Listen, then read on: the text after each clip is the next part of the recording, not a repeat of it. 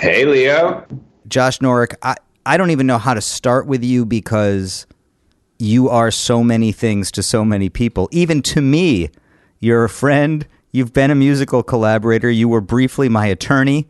You've been in the world of Latin alternative music for years. You were co-founder of the Latin Alternative Music Conference. We could talk about your credentials for hours.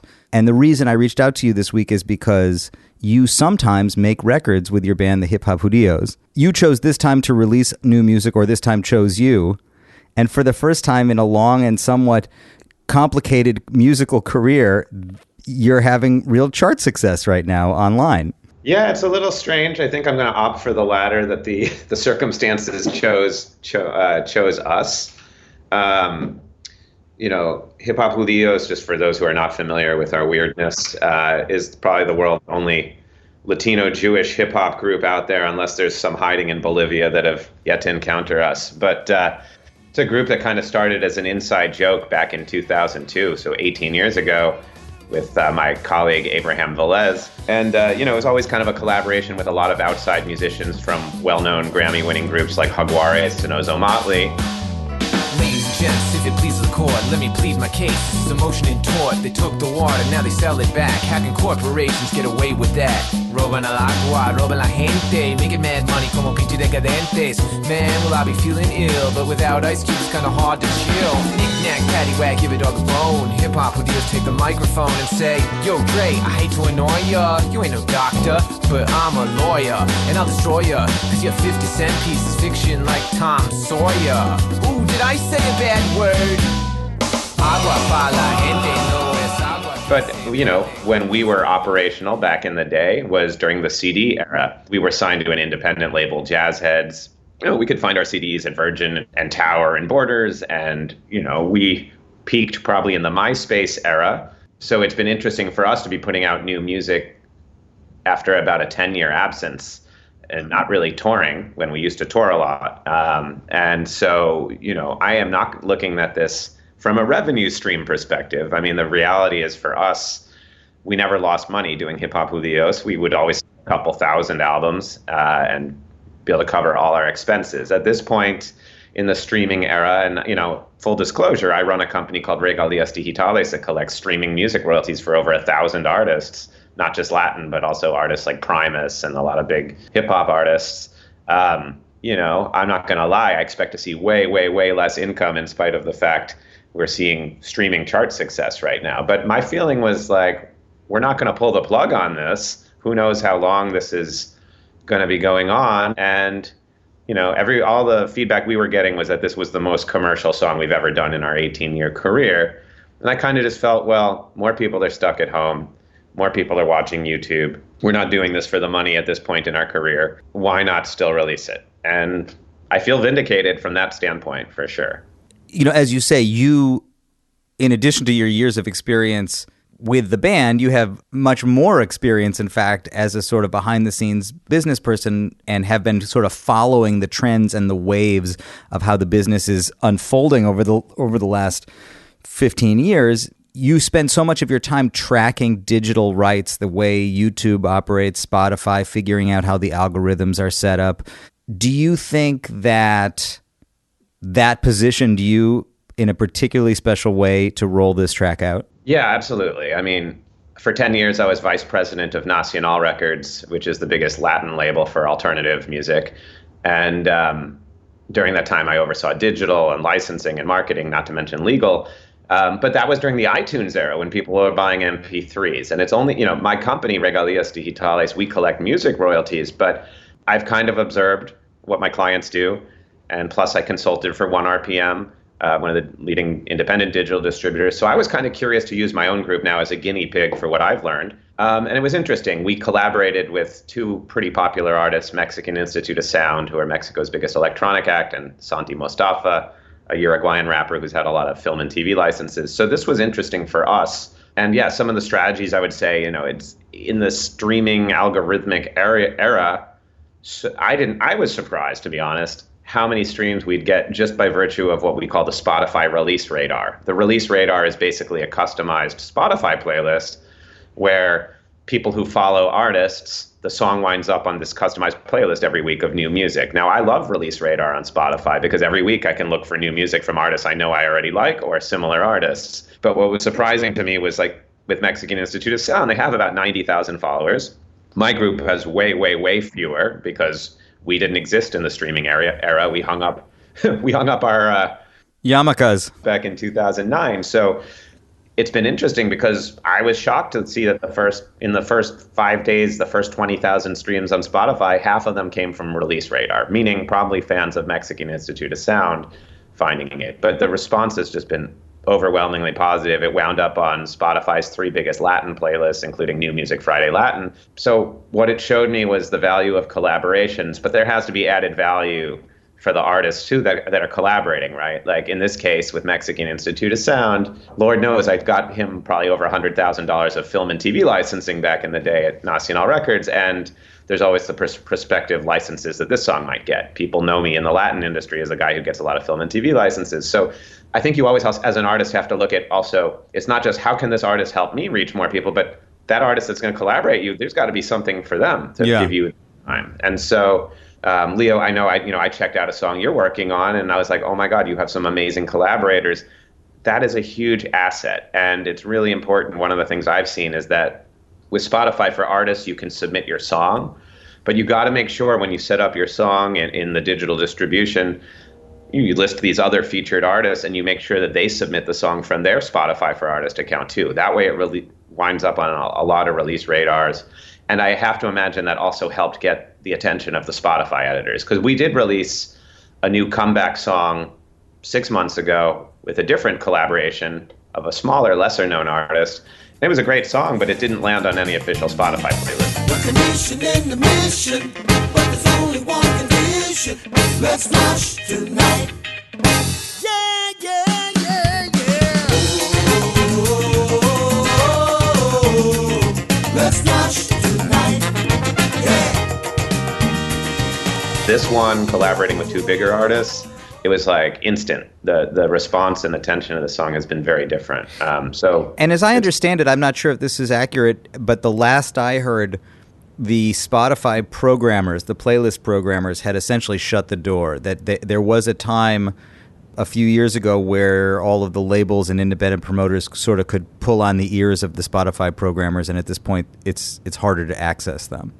Yeah, it's harder to access them. I mean, I know a few of them and have emailed them. Generally, they just won't respond. And it's like a surprise when you find out if it makes it on a playlist. My own experience, too, when I was consulting with 1RPM, even when I would be pitching a big song from an artist like Ozo Motley, you wouldn't necessarily hear back and they wouldn't say, wow, that was a great song. But then you'd find that it landed on a bunch of playlists. So I think I can't even imagine what their inboxes are like if you're a programmer at Apple or Spotify. There's every label, every artist pitching them. It's got to be kind of hard. So, with the perspective I took with releasing our new song was, let's just make a really killer song with great collaborators and back it up with a really good music video. I mean, from start to finish, from when we started recording to putting it out, it was a year and a half. I mean, I'm a single dad running a company and I don't have a whole lot of free time. I host a show on NPR as well. So it's like, this was kind of not an afterthought, but always on the back burner. So it took us a long time. And then to shoot the video last summer in a cattle barn in my hometown in upstate New York. It just took a lot of logistics to then get footage shot in Mexico City and Uruguay as well. That's kind of what was a bit of a pleasant surprise to see the success of this. I mean, I've always seen Hip Hop Hoodios for you as a labor of love and something that you kind of do, and everything that I've seen you do, you take seriously, but I don't think there's ever been any expectation that this is going to somehow launch you in your, mid-40s as the hot new thing. But on the other hand, because you are a serious person and you take your work seriously, like you say, you use this as an opportunity to try out all of these strategies that you've been playing with on your own band. And it seems to actually have connected on a level that it hasn't in a long time.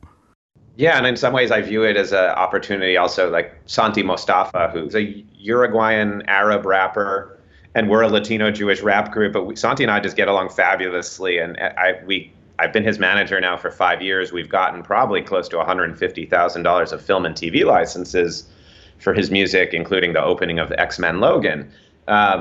And And so with Santi, I've rolled out many of his singles and videos in the last several years and have kind of taken notes on what's worked and hasn't worked. And then it was very strange to find myself collaborating with an artist I manage. But it's been interesting to apply those lessons, and it's working for sure on our single. But I also find, like, when I see what's working with YouTube marketing campaigns for Hip Hop Hoodios, which for me is still a labor of love, even if it's doing well, but I'm taking those lessons and applying it to Santi. I'm seeing now, okay, certain keywords and YouTube campaigns work, certain don't. Let's do this now in Santi's next video. So I'm in a little different perspective than an artist who's 21 years old, in working out of their parents' garage or something, because I don't view it as just my own band. It's like everything I'm learning I can apply to my clients. But I think the takeaways have been, if you're doing a collaboration, if you can work with a bigger artist, you got to make sure there's added value for them too. Right. And just also figuring out, like, how to make a captivating video. We're lucky we shot it all, obviously, before this whole pandemic. I think a lot of artists are struggling with, like, okay, what do I do now? Does it have to be an animated video, or, like, what are we going to do? I think animators are probably really doing well right now. Yeah. And for our next, we are doing a new song right now. And it's a political song, actually. And I want to have it out, in time for the election campaign. And I'm probably going to have to go with an animated video if who knows how long this is going to be going on. So. The other thing is, I've been talking to this week a handful of people who had planned to release music anyway in this cycle, in this, period. And their plans have had to shift, incredibly, especially those artists who, maybe had 3 to 6 months of tour dates in front of them. These are artists who were planning to roll out their records and go on the road. You have the advantage with Hip Hop Hoodios of not being a touring act. So this didn't disrupt you. If this was 15 years ago and I was still in my 20s and when we were in the CD era, I mean, even if iTunes existed in 2005, the bulk of our revenue was coming from CDs. So I think if in that situation, we might be sitting and not releasing the music. It's just for us being in a different place in life, not caring as much about whether this project recoups its costs. Whereas, when we were doing shows, we did want those CDs available. And for artists now, I think vinyl being probably what they're mostly selling at shows, that's a big expense and investment. If I had 500 vinyl units show up at my house 3 months ago and now I can't sell them at shows, that's really hard. So I think there's a lot of artists that might be debating that. And my advice would probably be, each situation is different. Can you afford to have it out streaming? Are you going to take a loss? Did you have amazing shows, and do you think you can reschedule them in a year? There's a lot of reasons to and not to release music right now, I guess. One thing I see too, just in my business, collecting royalties for hundreds of artists, is that a lot of people are excited, like the YouTube streams are going up. And while it might be great that there's more free time and people have eyeballs to watch content that they maybe didn't when they used to be at work or at school, the problem is that you have way less advertising now. So the way YouTube royalties were always calculated was like how much money is in the pot divided by how many streams. But now you've got, say, a 25% increase in streams and a 50% drop in ad revenue. That makes for a considerable drop in the value of a stream. I'd say a stream right now is worth half of what it was worth. I mean, YouTube revenue rates were always horrible. So now you're going to earn half as much from your YouTube stream as you did a month ago. How did YouTube streams compare to Spotify plays in terms of the royalty? So the Spotify streams have the potential to stay stable for a while because that's mostly based on subscription. So again, it's your subscriber revenue divided by the number of streams. To my knowledge, Spotify streaming has not increased by that much. In fact, it's dropped.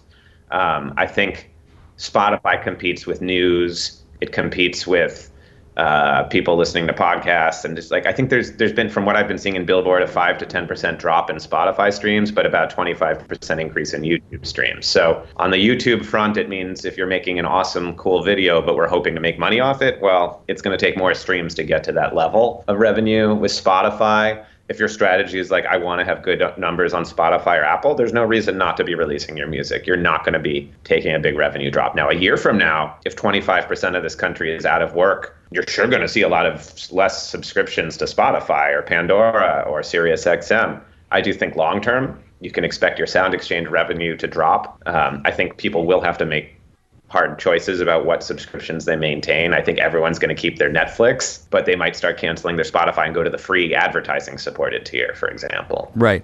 You know, it's funny because a big part of your royalty collection business initially was built on the idea that you have these artists from Latin America, many of whom are basically coming out of music business infrastructures that didn't know how to collect certain kinds of rights and royalties. Yeah. And we're the sort of the first world of the music business here. Yeah. But what you're describing is a possible future in which our music business looks a lot more like a third world music business.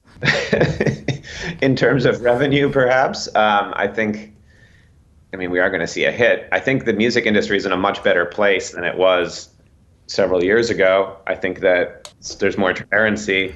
It's easier to get your songs registered and get collected. But in the short term, you're going to see a huge hit on BMI, ASCAP, songwriter royalties. Think about how much money these societies were collecting from restaurants and live venues. You know, I'm a partner in a restaurant. We have to mail $1,000 check every year to BMI and ASCAP, but my restaurant's out of business. We furloughed 120 employees. Like, we're not going to be paying our ASCAP and BMI dues anytime soon, and neither is 95% of the restaurants in this country. Right, so, but I don't know if you saw, ASCAP also has announced that they're going to take their time on the distributions, that they can't guarantee when the distributions are coming. Yeah, I haven't heard that about BMI. I saw that about ASCAP. So I think that unfortunately, we're all going to be taking a hit. There's going to be less new TV shows and need for sync licenses. Nothing's going to be in production for a while, probably. So, yeah, these are tough times. For those who are, a lot of artists hit me up and say, okay, what should I do? I can't tour now. How can I make up that revenue? And I'm like, well, now everyone's trying to make up that revenue. So that's hard. But on the other hand, for those who are thinking, should I stop making music and releasing it? I say, no, this is a good time to, if you're looking for eyeballs on your video. But that's what I think is so amazing about what's happening with your band right now, is that you have not been somebody who has been regularly trying to cut through the noise and show up on people's radars as a band. And of course, you know, because you work with so many, how many people are out there trying to do it. And that's why I think it's so interesting that you connected right now. And I can't tell if it would have connected under other circumstances, or if in fact you're benefiting in some way from these extraordinary circumstances. We certainly don't want to be opportunistic of these strange times, but I do think the video it's a fun song, Turn Back the Clock, it's called. Hip Hop Hoodios be setting the tone. We top the box office like Home Alone. Knock off imitators with sax and trombone, burning up the planet like Trump and ozone. I'm a Jew boy standing in a Slavic stance to get paid to dance, to give you cheap romance. Taking you there, making you stare. From death row to skid row on a one-legged chair. Bife de lomo, pastilla de Viagra. Tengo más fuerza que cascadas Niagara. Ponte listo, asemblan los judíos en las calles. Mira para arriba, mira para las valles. Ahora me ves hasta las 3. ¿De dónde crees que filter es mi pez? Rapping Jews don't wear face tattoos. Post Malone, pinche way trash buffoon. Get the party started, turn back the clock. And it's a goofy video with some animation and claymation, kind of mocking Peter Gabriel videos from the 80s. Yep. And, you know, it's a fun clip, and people don't usually get to see a bunch of Latino Arab and Latino Jewish rappers running around. So I think there's a number of reasons people could be watching this video and need some entertainment right now. But yeah, so maybe now's a good time to maybe make a music video that, I'm not saying make a feel-good kumbaya video, but this is a good time to entertain people and make them laugh. You know, if someone's been thinking about making a goofy video, I think the world needs goofiness right now. Yeah. How about Jews? Does the world need Jews? Well, unfortunately, with the coronavirus rates in a lot of the Orthodox areas, it feels like we're definitely over-indexing in that department, unfortunately. But the world needs some goofy Latin Jewish hip-hop music. And you're just the person to provide it. I hope so. Well, honestly, most of the streams that we're getting are coming from decidedly non-Jewish places. I mean, we've never had a religious audience at all. If anything, the only Jews who listen to us are the ones who are like intermarried and dating Latinas. But right. We've always had a very big non-Jewish audience, kind of like Modest Yahoo in that respect. Like, we always, back in the day, were the sidebar. When Spin Magazine would do a 3-page article about Modest Yahoo, we'd get the 2-paragraph sidebar. But that's always been our thing. Like, we've never really had a dedicated audience that was Jewish per se. Some Jewish hipsters for sure, but We always got more support from the Latin media. Always had videos on MTV Latino back in the day, and that's cool with us. We don't really care. Whoever listens. I thought it was really interesting when I saw the track that it's charting on the Latin charts on Spotify, because until the first 45 seconds of the track really could show up on a lot of different charts, and even your first verses in English, then you switch to Spanish, and then Santi shows up, and okay, it's a Latin track, but the fact is the sort of basis of the track could easily live in a lot of different worlds.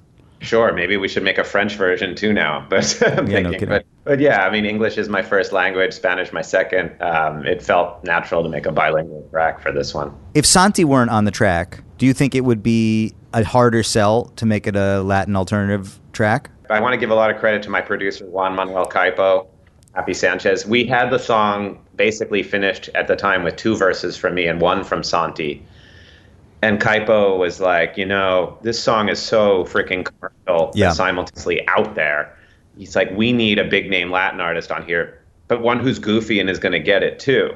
And we're just like brainstorming, and both of us kind of looked at each other and we're like, Mexican Institute of Sound. He's the only, when I have to think of someone who, Camilo Lara, I mean, this guy makes my industry credentials look like nothing, because you talk about the craziest double life. This guy was president of EMI and then Universal Mexico for many years, overseeing everything from the Beatles catalog to Selena to every new release, running the biggest label in Latin America. And then like on the side, he started Mexican Institute of Sound.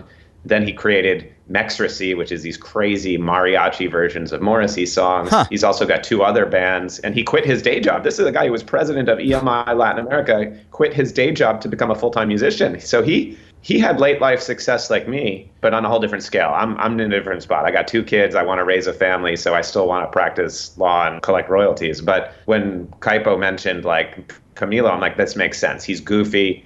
He understands the business side too. And we used to joke how much fun it would be to tour together, because I was like, let me be your opening act. I'll stand on stage checking my BlackBerry and you can be performing. And then when I'll go on stage and you stand on behind me checking your BlackBerry. This was like 15 years ago. We used to joke about this, but that was great to like actually collaborate with him. So yeah, I do think Caipo's suggestion to have Mexican Institute of Sound on there does make a difference. I think if it was just me and Santi, it probably also would have had a good response for sure. But like having 2 unusual collaborators kind of took it up several notches. Whereas if we had done it just by ourselves, possibly not. That being said, I'm not necessarily a huge fan of like when I see these hip hop albums where it's like 14 collaborators on every track. Right. Sometimes I like, does Pitbull have a chronic fear of being abandoned? Like, could Pitbull do a song without 3 collaborators on every track? I don't know if he can. Yeah, but you're in a different situation also, because it's every track that you put out at this point is kind of a special event. At this point, yes. We took 10 years off, put out 1 new song 6 months ago. And yeah, it's I guess it's a special event. It keeps me sane during these trying times.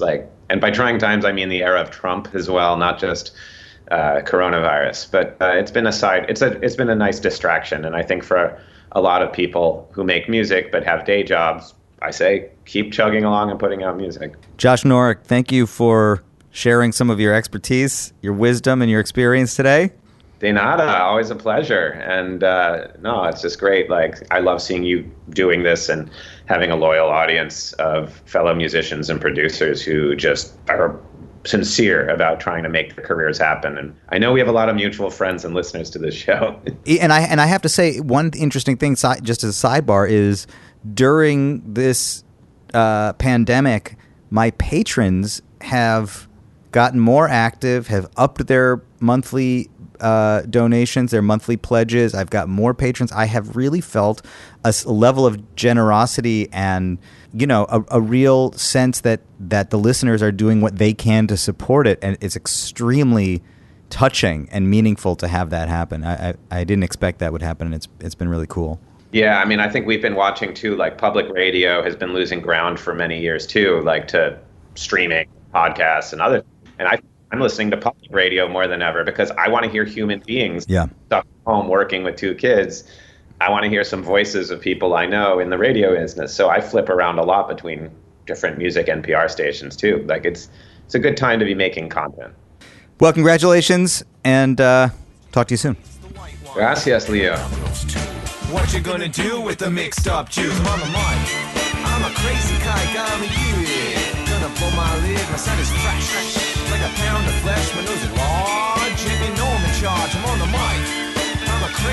come